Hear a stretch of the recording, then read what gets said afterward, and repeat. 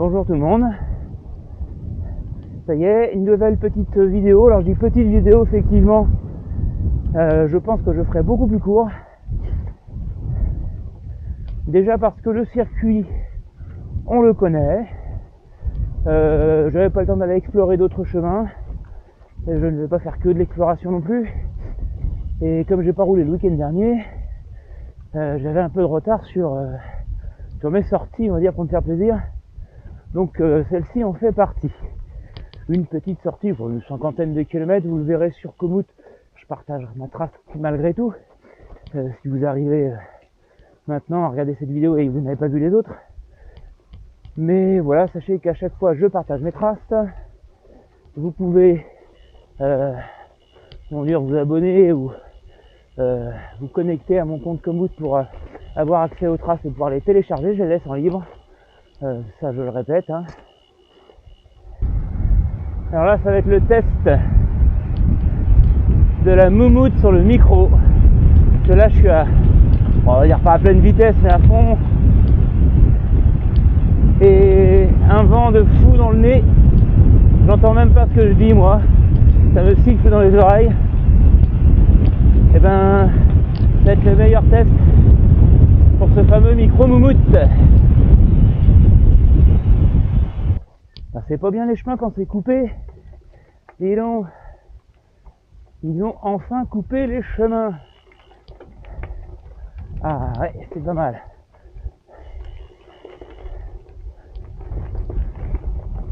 On n'a plus l'impression d'avoir le même chemin. Là avant ça serrait les herbes.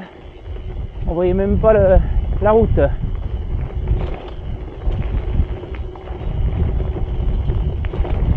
Wouhou!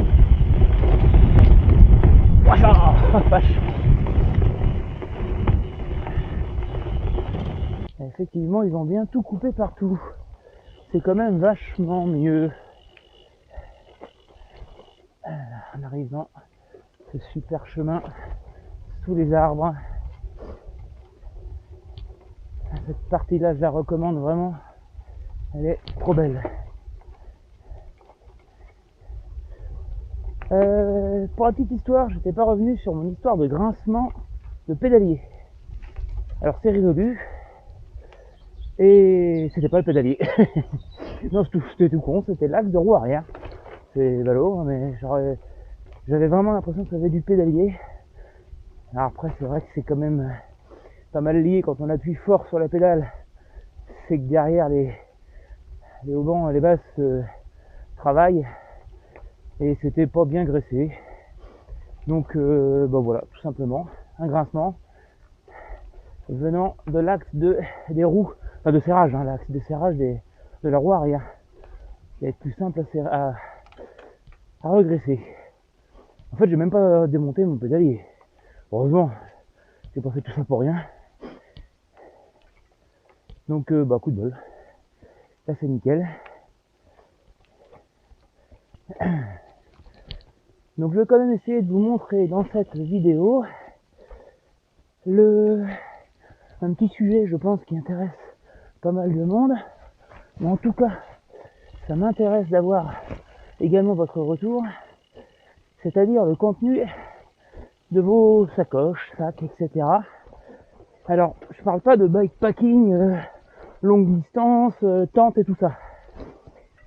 Ça, évidemment, il y a eu pas mal de sujets là-dessus.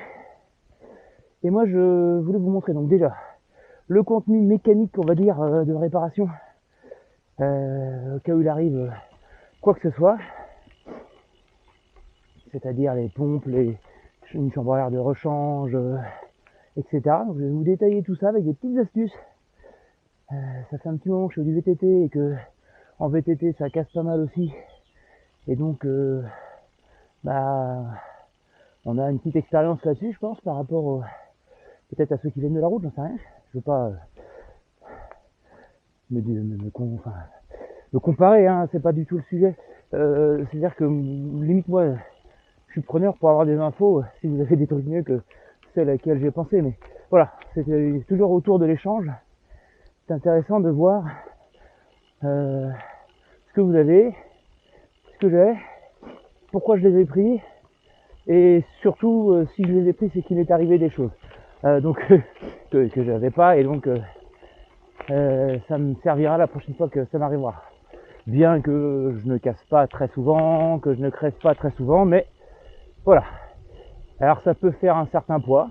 Certains qui veulent, je dirais, rouler léger, forcément, c'est toujours ça en plus.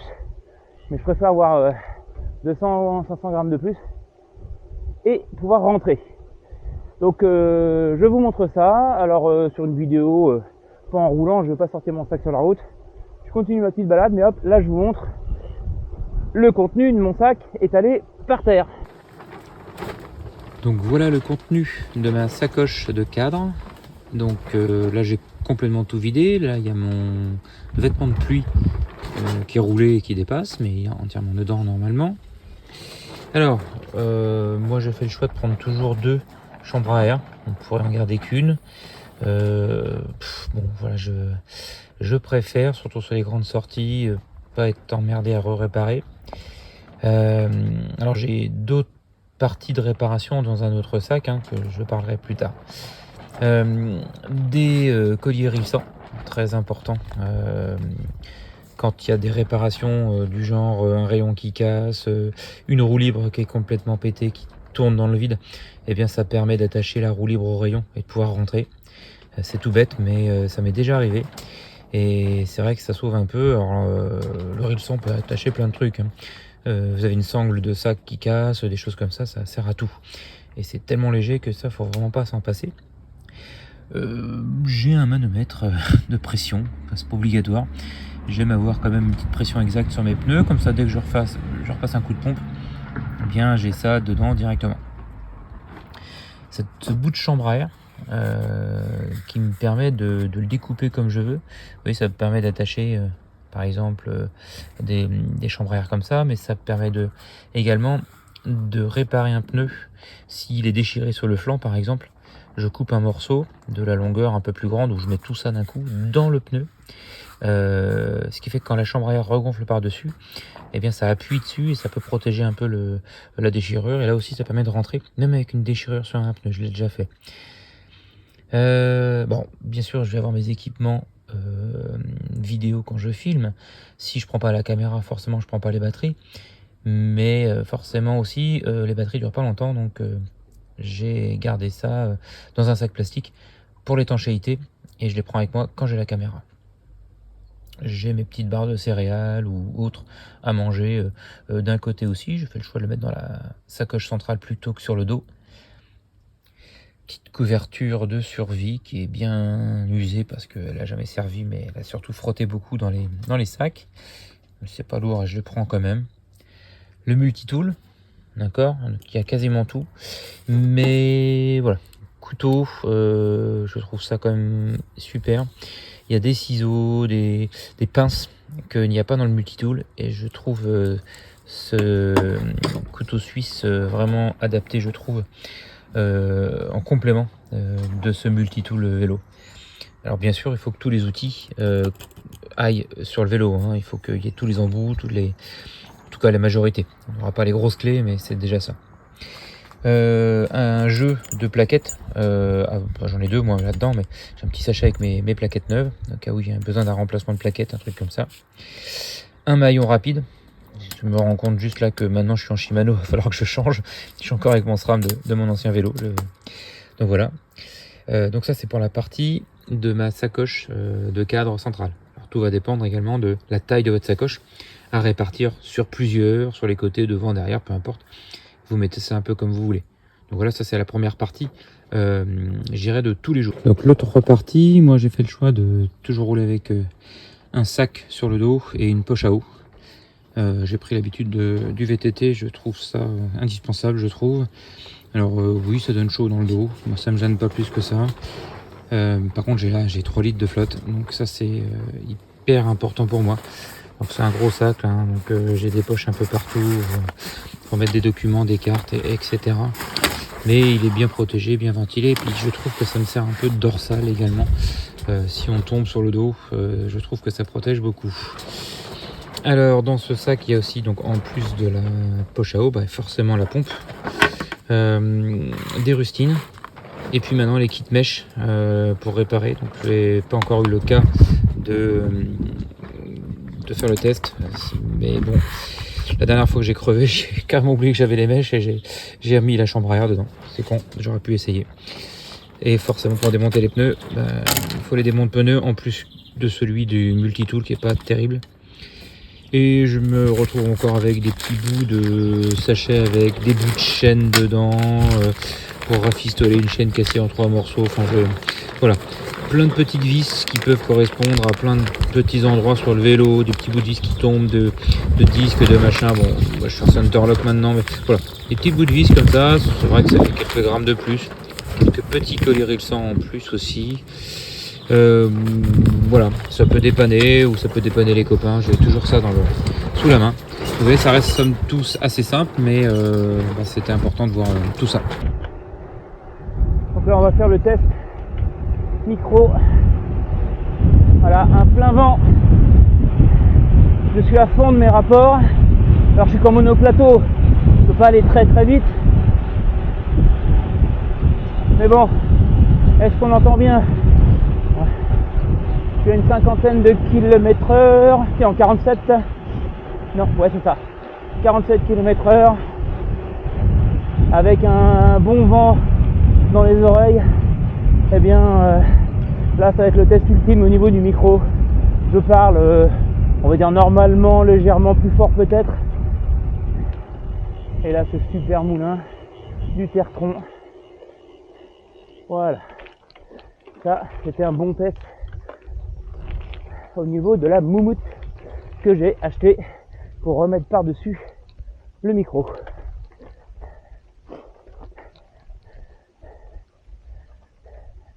Alors est-ce que ce sera mieux que la mousse d'origine? Je ne sais pas. Mais en tout cas, je croise les doigts et j'y crois très fort. Alors la magie du tournage fait que là maintenant je suis après vous avoir montré le contenu de mon sac. Normalement. Si je me trompe pas dans mon montage après. Après je vous ferai peut-être plus tard si ça vous intéresse. Je montrerai comment monter des vidéos. Quel logiciel j'utilise pour faire sujet d'une autre vidéo par exemple. Mais en tout cas, là je vous avais dit une petite vidéo. On va essayer de pas faire trop long. En gros on arrive sûrement sur la fin. Je vous retrouve dans un autre petit chemin et le sujet d'aujourd'hui est clos. Donc cette vidéo se termine. J'espère que le sujet vous aura plu. En tout cas, j'espère que vous avez participé un petit peu plus en me disant un peu toutes les astuces que vous avez sur votre contenu bricolage, on va dire, trousse de secours, etc. Enfin, que vous emportez pour rouler tous les jours. Encore une fois, je parle bien de tous les jours et pas de bikepacking avec les tentes, duvet, etc. Ça, ce serait un autre sujet aussi. J'ai pas ça comme projet pour l'instant, par manque de temps. Mais donc voilà, écoutez, à la prochaine. N'oubliez pas de commenter et de liker et de vous abonner. Ça me fera plaisir. À plus.